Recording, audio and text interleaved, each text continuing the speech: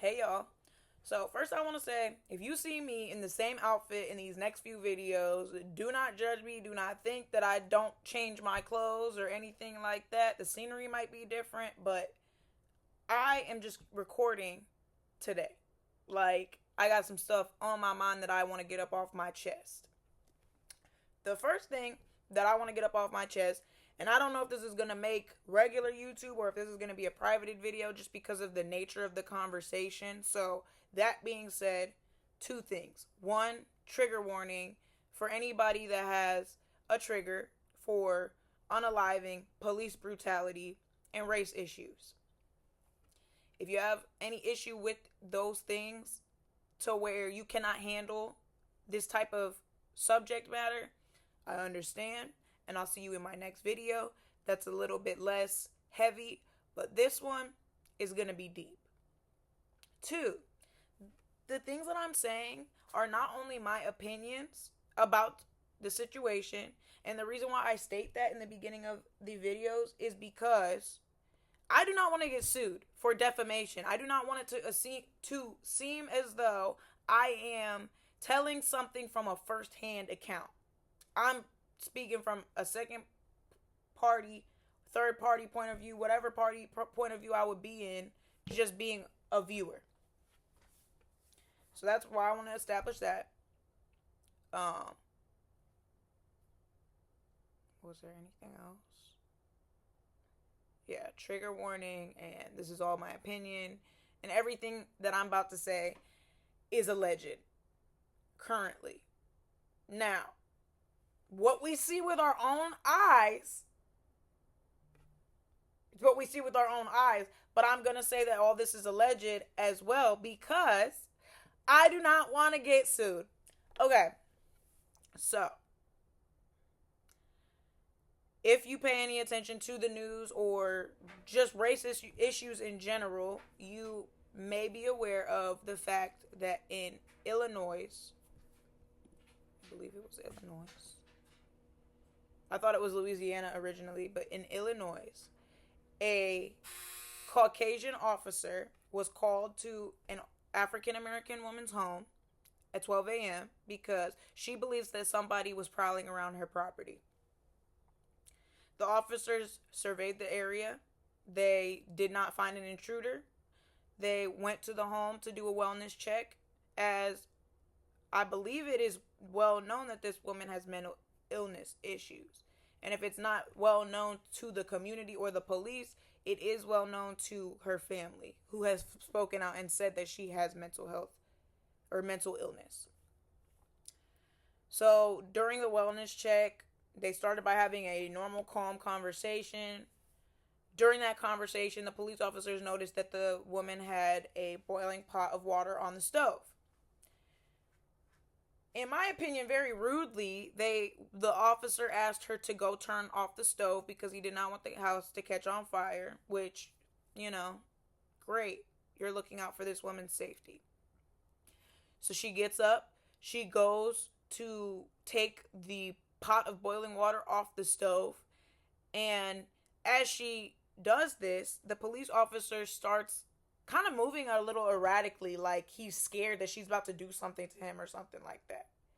So she asks him, why are you doing all that, basically? And he says, because you're steaming hot water. I don't want to get burned or something along those lines. To which point she says, I rebuke you in the name of Jesus. Now, if you say that she said this because she has mental illness, that's what you say. If you say that she said this because a Caucasian male was in her home that she asked her, I apologize, a Caucasian male was in her home that she asked to come there to protect her, is now acting as though she is the criminal that she called the police on. That's the way I take it. I say, I rebuke you in the name of Jesus. And, sir, you need to be rebuked in the name of Jesus, because what you did following that comment was disgusting. The most hideous, heinous thing I have ever witnessed a human being do with my own two eyes. this man, after she says this, says, "Don't fucking do that. I will shoot you in the fucking face." And I apologize. The woman then gets down on her knees to surrender, apologizes, and this man, point blank,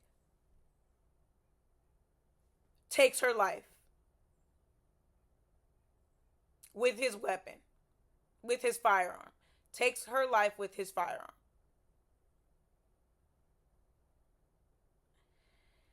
Now that the body camera footage has come out, some of the facts behind who this sicko is are starting to come out. Like the fact that he turned his body camera footage off prior to taking this woman's life. He turned his body camera footage off prior to the interaction that led to this woman's death. Now, you draw whatever conclusion you want to from that, but the conclusion I draw from it, this man came in there with malice intent. For you to already have the body camera off prior to you doing what you did seems a little suspect, seems a little planned to me. And if it wasn't planned when you walked up, you planned it at one point or another. You can't say it was self-defense because you asked this woman to get up off her couch and go to what you claim is a weapon. So if this is somebody that you're in fear for your life of, why in the hell would you tell them to go near something that could be used as a weapon? So you say. And then when you took this woman's life, you called her a crazy B word. This B word is crazy. After you took this woman's life, this B word is crazy. You took 2 whole minutes. Now, 2 minutes doesn't sound like that long of a span of time. But like, if I were to sit here in silence for 2 minutes, it would be fucking painful. So that being said, sir, you took 2 minutes to decide to even try to give this woman aid. And at that point, you decided it was not worth it because you waited 2 minutes to even check to make sure she was good in the first place. Even if she had the possibility to live, within that 2 minutes that you could have been applying pressure and aid to her, you took that away from her as well. And her family, that too. Your actions after what you did were sick.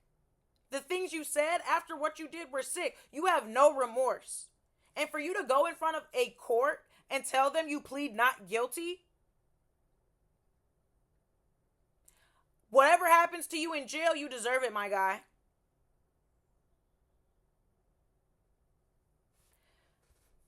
And also, if y'all don't think that we're going to find out everything this man's done on that police force in this discovery packet that's about to come out, good luck, sir.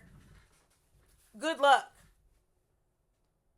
We all need to rebuke you in the name of Jesus because what you did was unholy. It was sick. It was twisted. It was sinister. It was so many things. Like, I just can't. I would need a freaking thesaurus to come up with the words for how horrible and disgusting this man is. And it really fires me up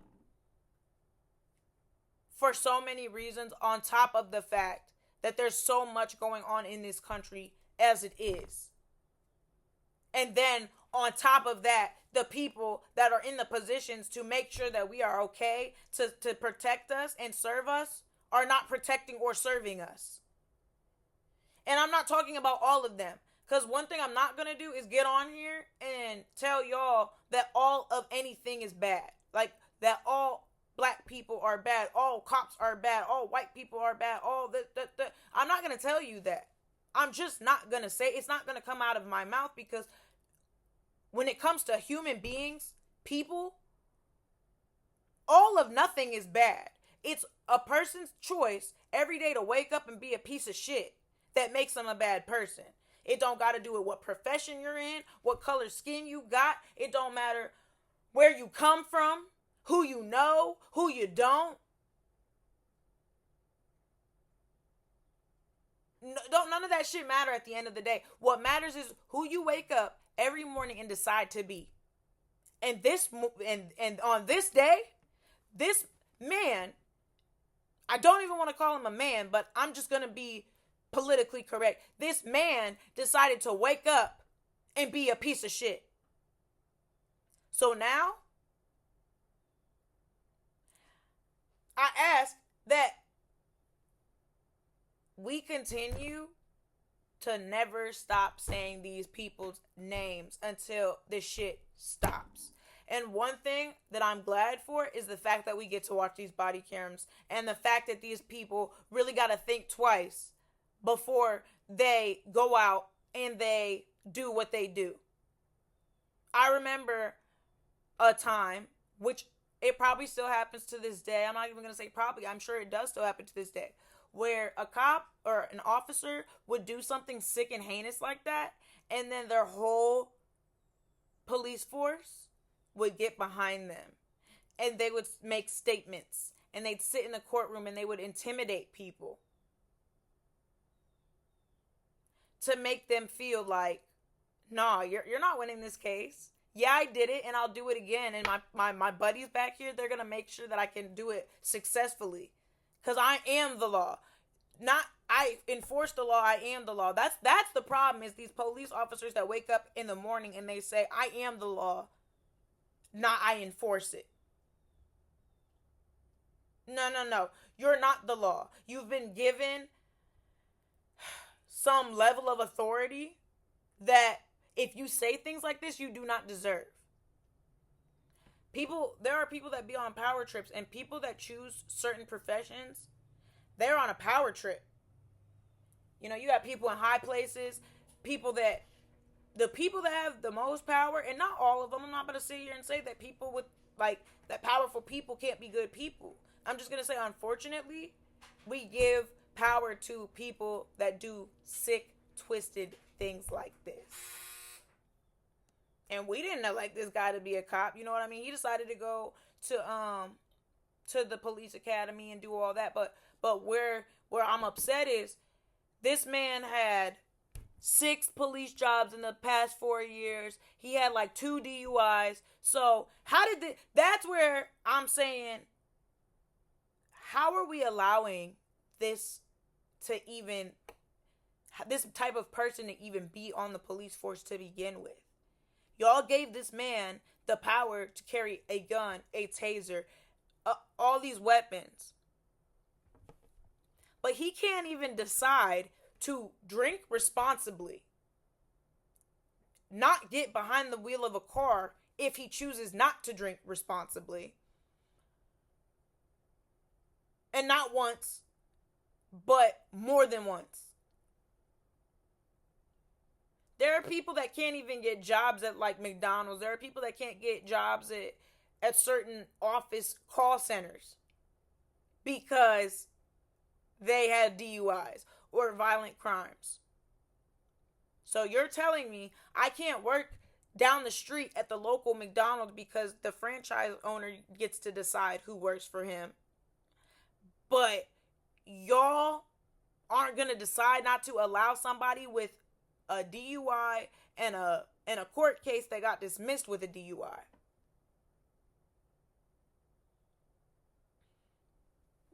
Doing a great job. And then on top of that, it's in the South. So they don't like people that look like me out there. They don't like people that look like me out here either. But it's a lot more prevalent, and they're gonna get away with it more out there.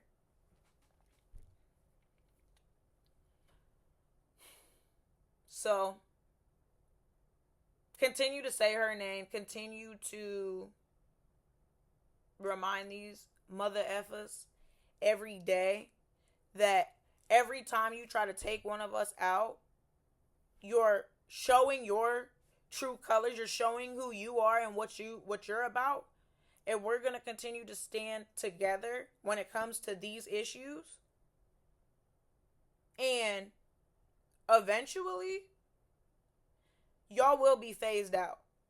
There will be a time where there are a lot fewer bad officers on the streets.